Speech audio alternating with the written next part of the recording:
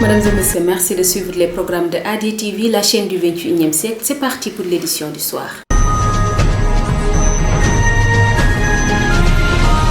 L'actualité de ce lundi, crise au Sénégal, un troisième mort dans des heurts samedi dans le sud du pays, polémique autour du report des élections présidentielles. La TFR fustige la duplicité de certains acteurs de l'opposition et de la société civile. Conférence de presse de la coalition Diomaye 2024.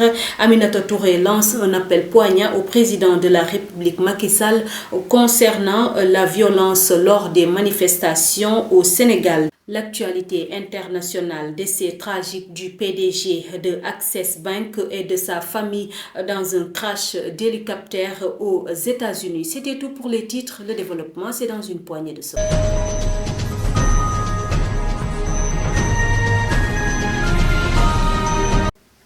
Bonsoir à toutes et à tous. Débutons ce journal avec un jeune de 19 ans qui est mort samedi des suites de ses blessures reçues lors des manifestations dans le sud au Sénégal, portant à 3 le nombre de jeunes tués dans le pays depuis le début de la crise liée au report de l'élection présidentielle 2024, selon des sources hospitalières et politiques.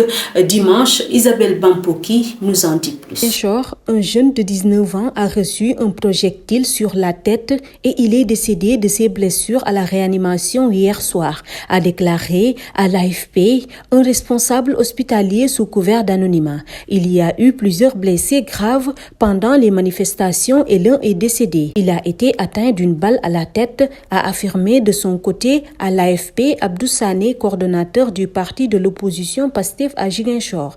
Le garçon était un lycéen qui habitait le quartier communément appelé Grand Dakar à Ziguinchor, a-t-il précisé. La plupart des villes du Sénégal sont restées calmes samedi, mais des manifestations spontanées se sont poursuivies dans cette ville de Casamance, fief de l'opposant emprisonné Ousmane Sonko. Elles ont mis en prise plusieurs dizaines de jeunes, parfois très jeunes, et des forces de sécurité qui les éloignaient en jetant du gaz lacrymogène. Un étudiant de 22 ans à Saint-Louis, un commerçant de 23 ans à Dakar ont aussi été tués depuis vendredi, durant le mouvement de contestation contre le report de l'élection présidentielle initialement prévue le 25 février, annoncé par le président de la République, Macky Sall. Le retrait de la signal de Walf TV, la CAP a réaménagé le plan d'action initialement établi au lieu d'une journée sans presse, un boycott systématique des activités gouvernementales ainsi que de leurs communiqués et déclarations sera observé du lundi 12 au samedi 17 février 2024, n'est-ce pas, Tchoroyouf? Dans le communiqué parvenu à Presse Afrique, la coordination a indiqué qu'elle a rencontré le patronat de la presse et ils se sont réunis mercredi 7 février. Ce, afin de discuter de la récente décision du ministre de la Communication, Moussa Bokar Thiam, de retirer définitivement la licence de Walf TV, sans respect des procédures réglementaires. Dans le cadre de son plan d'action, la CAP prévoit des rencontres avec les responsables des représentations diplomatiques au Sénégal pour les sensibiliser sur ces atteintes à la liberté de la presse. Des discussions avec les syndicats d'autres secteurs sont également envisagées pour une plus grande synergie dans les actions à entreprendre. Enfin, une marche est prévue, la date de laquelle sera communiquée ultérieurement. La CAP appelle à l'unité et à la mobilisation de l'ensemble des acteurs médiatiques pour contenir et freiner ces dérives menaçant la démocratie et l'état de droit au Sénégal. Une veillée nocturne est aussi prévue au siège du groupe Walfadjri le lundi 12 à partir de 22h. Tous les acteurs des médias sont invités à se mobiliser contre le retrait définitif du signal de Walf TV, exprimant son inquiétude face aux violences exercées contre les journalistes et techniciens des médias le vendredi 11 février 2024. La CAP estime que la mobilisation est cruciale pour faire face à de telles dérives.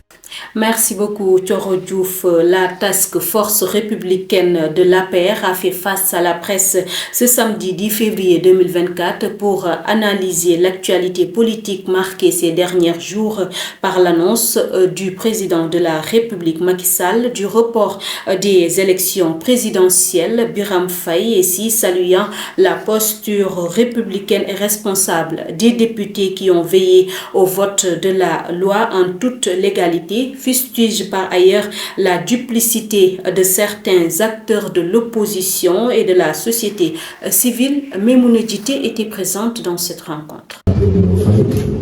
Nous excusons aussi pour quelques minutes.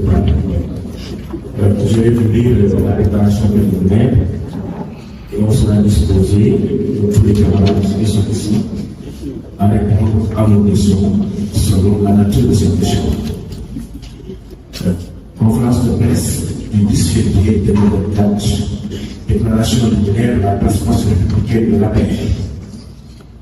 Le 17 février 2024, l'Assemblée nationale sénégalaise, en toute légalité et souveraineté, a voté une loi constitutionnelle portant dérogation aux dispositions de l'article 40 de la Constitution.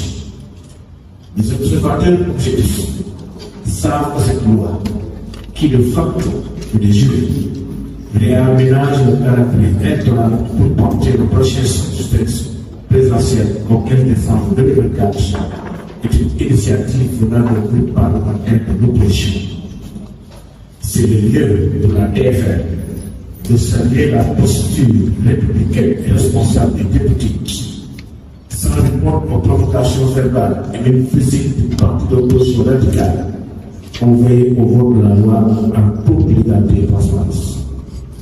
Force est de reconnaître la duplicité de certains acteurs de l'opposition et de la société civile qui, sans gêne, sont à la fois. Toujours avec ce report de l'élection présidentielle du 25 février 2024, la coalition Diomaye Président était face à la presse ce dimanche 11 février 2024, marqué par l'intervention émotive d'Aminata Touré, ancienne Premier ministre du Sénégal et figure de l'opposition à l'actuel président Macky Sall. Devant les journalistes, Aminata Touré a lancé un appel poignant au président de la République concernant la violence lors des manifestations au Sénégal. Votre mandat, Monsieur le Président de la République, vous le savez très bien, il se termine le 2 avril. Cette incitation subliminale, si vous ne venez pas, si on ne dialogue pas, d'autres forces. Quelle autre force? Il n'y a pas d'autre force dans le jeu démocratique que les acteurs démocratiques, qui sont régis par le code électoral, qui sont régis par la Constitution, qui sont régis par la loi. C'est ce qu'on vous demande de respecter et rien d'autre. Vous devez organiser sans délai, le 25 février, l'élection présidentielle que vous avez arrêtée à quelques heures de la campagne électorale. Je considère pour moi, pour quelqu'un qui a été élu grâce à la démocratie sénégalaise, on vous aurait appliqué ce même régime, vous n'auriez jamais été président de la République. Cette démocratie sénégalaise, qu'aujourd'hui, vous estimiez que voilà, si on ne dialogue pas, des forces vont venir et puis nous rétablir. Un appel du pied à des forces qui n'ont rien à voir dans la démocratie, absolument rien à voir, et qui ne vous suivront pas. Parce que le Sénégal, la démocratie est ancrée dans nos valeurs. Tout ce que nous vous demandons aujourd'hui, c'est sans délai, organiser l'élection le 25 février. Nous demandons aussi au Conseil constitutionnel, nous avons fait un recours au Conseil constitutionnel. Mesdames, Messieurs, vous êtes 5 Sénégalais aujourd'hui. Terminons ce journal, comme je vous le disais tantôt, avec l'actualité internationale. Le banquier nigérien Herbert Witch, décédé dans un accident d'hélicoptère aux États-Unis, oui, et le PDG d'Access Holding et 5 membres de sa famille se rendaient à Las Vegas pour assister à la finale du Super Bowl qui se tiendra ce lundi. C'est la fin de cette édition. Mesdames et messieurs, merci de l'avoir suivi sur ADTV, la chaîne du 21e siècle, et excellente fin de soirée.